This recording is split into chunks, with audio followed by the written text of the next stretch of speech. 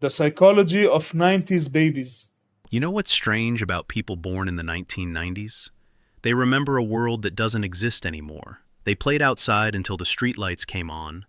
I used to run away from home. My mom used to cry every night when I was maybe like 6, 7 years old. I'm born in 95.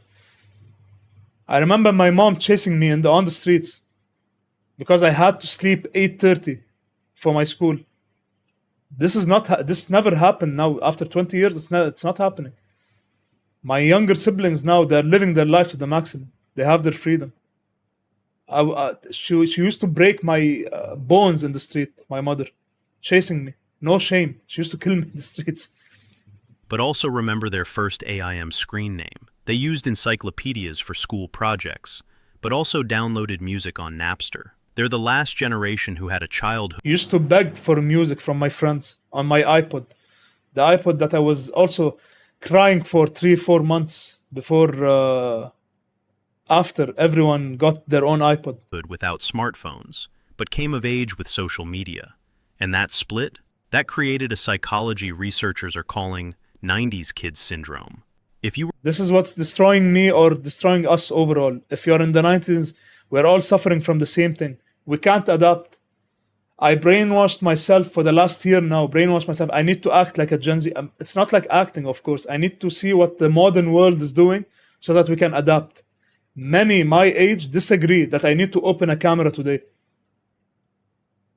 that I need to chase followers or create content. Many are not creating.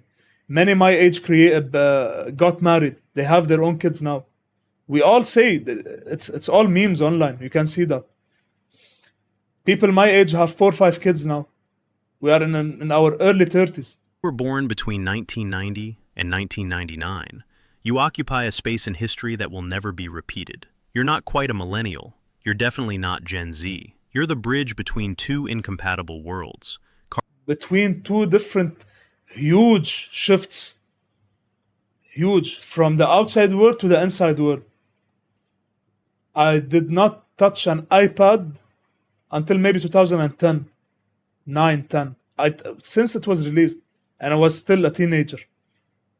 Now kids, 5, 6 years old, they can multitask on an iPad. Cartoon Network and YouTube, Blockbuster and Netflix, playing outside and playing online. And here's what nobody tells you. That split child. Yeah, I remember also ditching my friends outside for no football today because I want to open League of Legends. Or go on Omegle. Or what was it? I forgot. X chat. I forgot what was the chat name. X something. Where it's similar to Discord. And what's happening now in our live stream world. Childhood created adults who are simultaneously nostalgic for simplicity and fluent in complexity. And it's affecting your mental health in ways you probably don't even recognize. Lost my hair because of this. Picture this. It's 1998. You're 8 years old. Saturday morning means waking up early for cartoons. Scooby-Doo, Rugrats, DuckTales. You Yu-Gi-Oh! pour yourself a bowl of sugary cereal and sit cross-legged on the floor in front of the TV. No tablets, no streaming services, no on-demand anything. If you missed it, you missed it. And somehow, that made it matter more. After cartoons, you head outside. Not because your parents told you to, because that's what kids did. You played hide and seek until dusk. You climbed trees. You rode bikes through the neighborhood without helmets or supervision. Scraped knees and muddy clothes weren't emergencies. They were badges of honor, proving you'd actually lived that day. According to research on 90s childhood, kids spent an average of 3 to 4 hours outside daily. Today, less than 30 minutes. A 2023 WHO study found that over 80% of today's adolescents don't meet recommended physical activity levels. But you were the last generation that experienced unstructured outdoor play as the default, not the exception. I was very heavy, very fat, around 140 to 150 kilograms. I'm not sure how much is that in pounds. With that weight, I still used to race. I was still fast, running fast with my fat body. Outdoor activities, football, with the embarrassment. I used to enjoy football, basketball. You don't see these things happening now in our modern world. Maybe a few percentage where people are practicing for their high school tournaments and other championships. But during our day, this was the standard. You shouldn't even sit at home. That's embarrassing to sit at home. You didn't need fancy toys. A stick became a sword. An empty lot became a battlefield. Your backyard transformed into whatever your imagination needed it to be.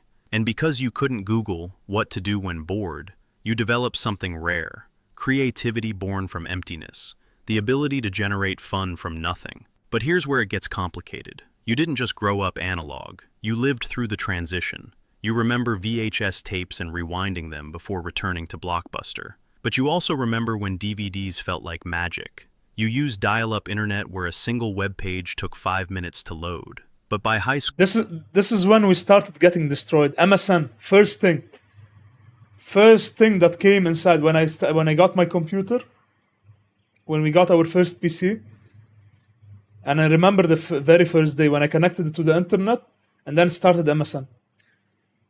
After that, Facebook. After a few years, I think, a few years. But MSN, I was very late actually, especially when we were like, if you're talking about how Arabs evolved with all of this, it came late to us, like maybe 2-3 years after what happened, maybe in the US or other places. But still, starting with this MSN chatting destroyed everything. And I remember exactly because I was addicted to it. Every day after school, I had to go back, talk to my friends, and then from maybe 2-3 p.m. till 10 p.m. next day school, same routine happens. And then PlayStation came in. Of course, we had our Sony One. I had my Sony One since I was a kid. But then the internet, Call of Duty, internet destroyed everything, locked us in. you had broadband. You typed school papers on actual typewriters in elementary school. By middle school, you were using Word documents. According to researchers, 90s babies experienced a unique blend of traditional education and the beginning of tech-based learning. You spent hours in libraries using card catalogs and encyclopedias, but you were also I was forced to sit in libraries until I started reading, and yes, I got the concept. Today I'm not reading as much, but at least there's a little bit of interest, which is actually good. first generation to use computers in school regularly. You're bilingual in a way no generation before or after will ever be. Analog native, digital fluent. And social media? You remember life before it. You had actual privacy. And the trend or the same duplicate thing that's happening with us, the 90s kid, is that you see maybe 95, maybe 99% of all the 90s kids, they're not even that active on social media.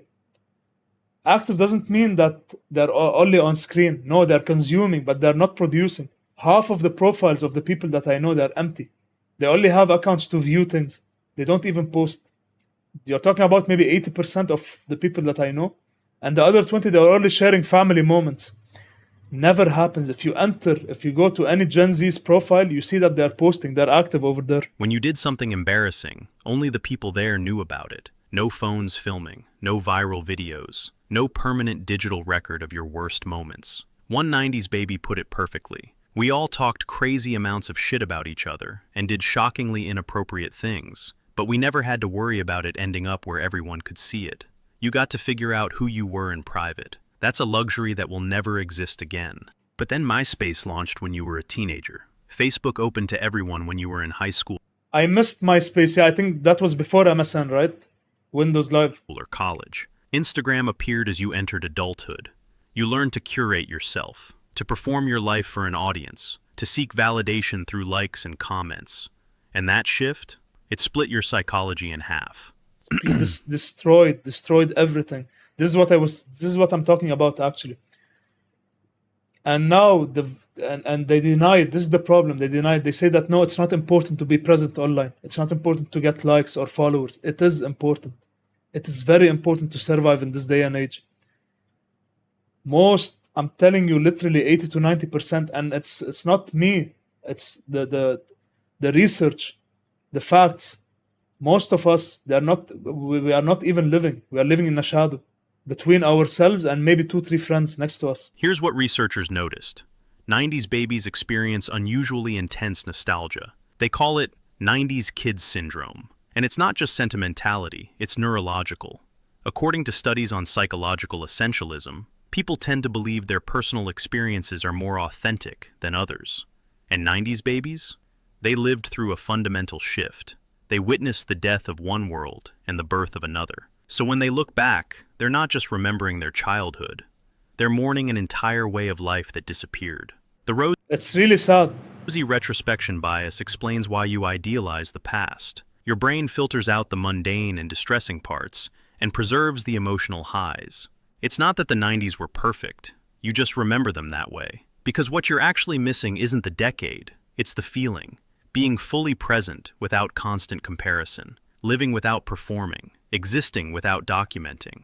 One researcher described 90s kids perfectly. They are the living testimony endorsing the Not only it's not only that. Yes, the 90s. I'm literally in the middle when everything started shifting. Born in 95. The last 5 years, which are very important before the revolution, the internet revolution, and then I'm not too far away in the 90s also. It's really sad because I was, of course, you are not even that much mature, or like I forgot the word actually, but your mind doesn't even remember anything the first four, maybe 3 4 years. But then after that, the beginning of the 2000s, when you start noticing everything around you, and you start noticing the shift also from playing on the streets to getting stuck at home. fall of antiquity and the rise of modernity. You're the only generation that can compare both worlds accurately. You know what was gained. You also know what was lost. Here's the part that's harder to talk about. A study from the University of California, analyzing over 27,500 adults, found something devastating. People born in the 90s have worse mental health than any previous generation. Depression, anxiety, and other mental disorders are significantly No one ever confirmed or came forward and said, yes, these things are mental illnesses.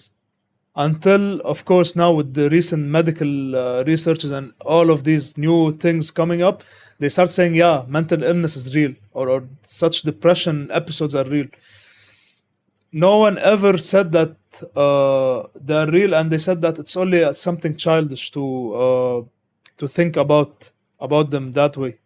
higher among 90s babies compared to those born in the 80s, and these disorders get progressively worse with age. The researchers concluded that technology and social media use are primary factors, but it's more than that. You were raised with one set of values. Emotions and sentiments controlled us, as one researcher put it. Then, forced to adapt to a world where devices dominate everything. You learn that friendships were built through shared experiences. Then you watch social media turn connection into performance. You developed self-worth through actual accomplishments. Then you entered a world where value is measured in followers and likes. That cognitive dissonance creates psychological strain. It destroys your mind. It completely destroys your mind, thinking that you can compete when when you were raised, and when you lived a different life than what's happening now with the likes.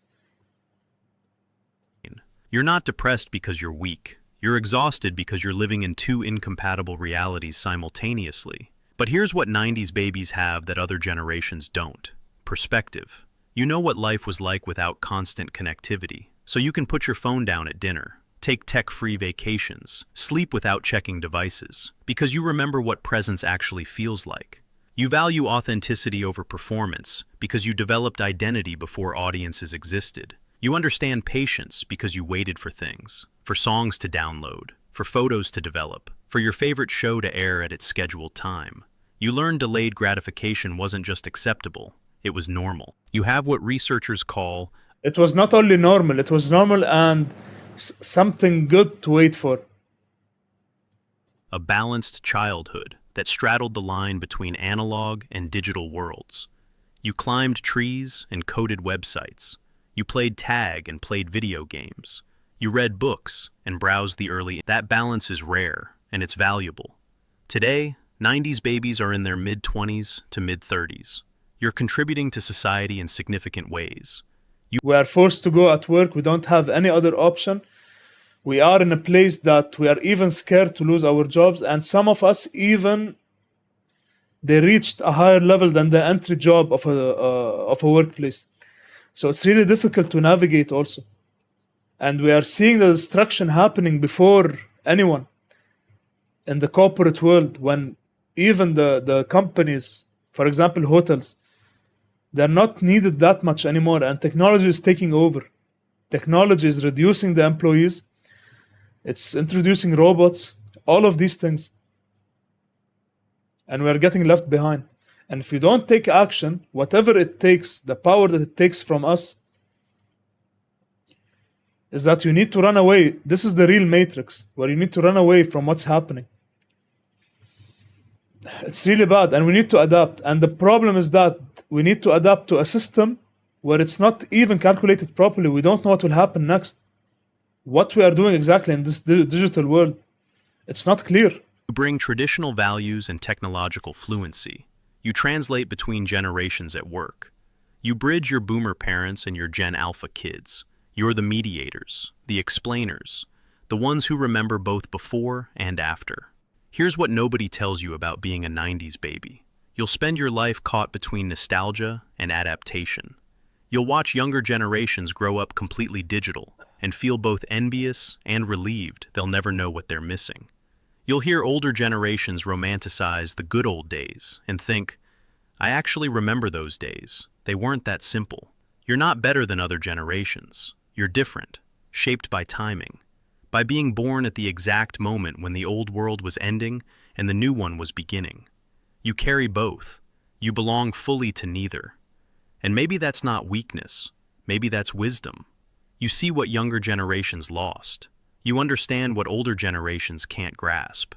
You hold both truths without needing to pick a side. The world changed while you were growing up, and instead of breaking you, it made you adapt. It's not that you need to forget what happened before, the nostalgia. It's that you need to adapt. This is what I'm trying to achieve, and maybe others also. So this is the main point, that if we don't change, if we don't adapt to change, then you will always get stuck behind and you'll never evolve, and you will die in this shadow. Most of us, 80 to 90%, we are in this shadow, we're not getting away from it. Adaptable, resilient, aware. You're not confused about who you are. You're just the only generation that remembers both worlds clearly enough to compare them honestly. If this felt personal, if you've been carrying this nostalgia and didn't know why, you're not alone. This channel explores the psychology of people caught between worlds. Subscribe to understand the patterns shaping who you are. And if you're a 90s baby, drop your birth year in the comments.